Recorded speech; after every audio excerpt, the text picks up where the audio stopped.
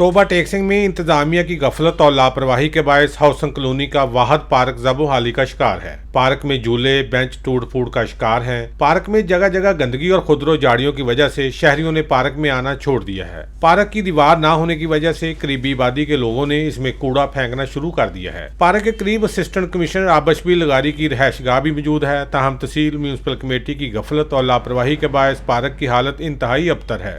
Sir ये अरसा दराज से बंद पड़ा।